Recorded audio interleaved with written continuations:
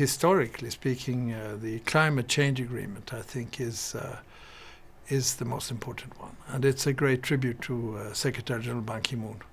Without his personal involvement, his passion for bringing up the issues to the highest political level, I don't think we would have had the Paris Agreement.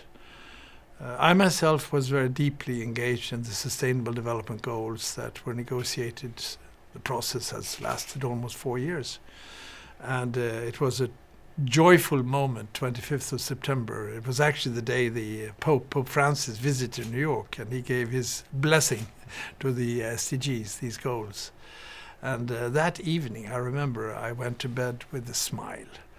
I felt that we had charted the road ahead on development in a transformative new way, which was unique in diplomatic negotiations.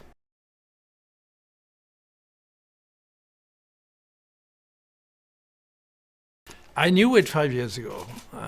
I know it now.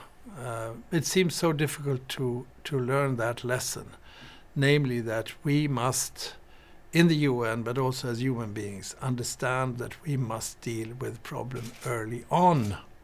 We have to have a culture of prevention, because we are now we should pay around $22 billion for all the humanitarian needs in the world today.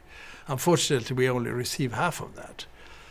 We also pay $8.5 billion on peacekeeping. In other words, almost $30 billion on dealing with the symptoms, the end result of critical developments.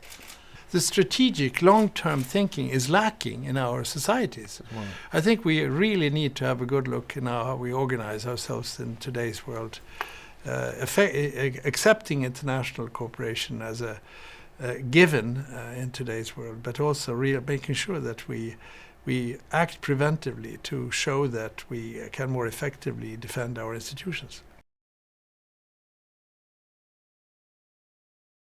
Yes, to world leaders I would say stop dividing humanity into us and them. I'm very worried about this trend of identifying yourself in contrast to others rather than together with others. Whether it is your religious belonging or your ethnic group or your tribe in many countries, that trend, which means that you actually undermine the equal worth of all human beings because you easily consider the us superior to the them. And that feeds polarization, that feeds division. And then you are more prone in that situation to be receptive to fear-mongering and even selling hatred. And in today's world, we don't need more hatred. We don't need more fear.